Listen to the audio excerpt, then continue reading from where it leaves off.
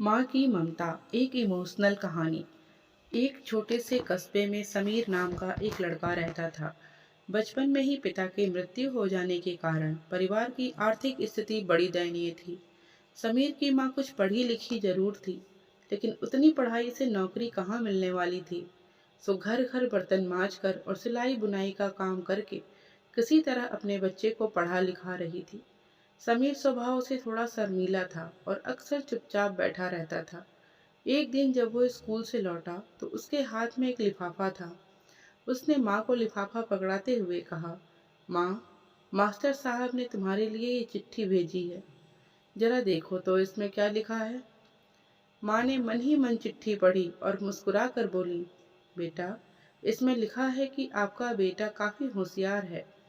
इस स्कूल के बाकी बच्चों की तुलना में इसका दिमाग बहुत तेज है और हमारे पास इसे पढ़ाने लायक शिक्षक नहीं है। इसलिए कल से आप इसे किसी और स्कूल में भेजें। यह बात सुनकर समीर को स्कूल न जा सकने का दुख तो हुआ, पर साथ ही उसका मन आत्मविश्वास से भी भर गया कि वो कुछ खास है और उसकी बुद्धि तीव्र है। माँ ने उसका दाखिला एक अन्य स्कूल में करा दिया। समय बीतने लगा। समीर ने खूब मेहनत से पढ़ाई की। आगे चलकर उसने सिविल सर्विसेज की परीक्षा भी पास की और आईएएस ऑफिसर बन गया। समीर की माँ अब बूढ़ी हो चुकी थी और कई दिनों से बीमार भी चल रही थी और एक दिन अचानक उनकी मृत्यु हो गई।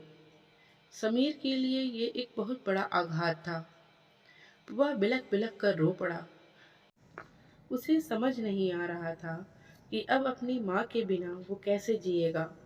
रोते रोते ही उसने माँ की पुरानी अलमारी खोली और हाथ में उनकी चश्मा, माला और अन्य वस्तुएं लेकर चूमने लगा। उस अलमारी में समीर के पुराने खिलौने और बचपन के कपड़े तक संभाल के रखे हुए थे। समीर एक एक कर सारी चीजें निकालने लगा और तभी उसकी नजर एक पुरानी चिट्ठी पर पड़ी। दरअसल ये वही चिट्ठी थी जो मास्टर साहब ने उसे 18 साल पहले दी थी। नम आंखों से समीर उसे पढ़ने लगा। आदरणीय अभिभावक, आपको बताते हुए हमें अफसोस हो रहा है कि आपका बेटा समीर पढ़ाई में बेहद कमजोर है और खेल कूद में भी भाग नहीं लेता है। जान पड़ता है कि उम्र के हिसाब से समीर की बुद्धि विकसित नहीं हो रही है। अतः हम इसे अपने विद्यालय में पढ़ाने में असमर्थ हैं। आपसे निवेदन है कि समीर का दाखिला किसी मंद बुद्धि विद्यालय में कराएं अथवा खुद घर पर रख कर इसे पढ़ाएं। सादर प्रिंसिपल। समीर जानता था कि भले अब उसकी माँ इस दुनिया में नहीं रही, पर वो जहाँ भी रहे उनकी ममता, उनका आशीर्वाद सदा उस पर बना रहेगा। दोस्तों, रुडयार्ड किपलिंग ने कहा है, God could not be everywhere and therefore he made mothers. भगवान सभी जगह पर नहीं हो सकते, इसीलिए उसने माएँ बनाई।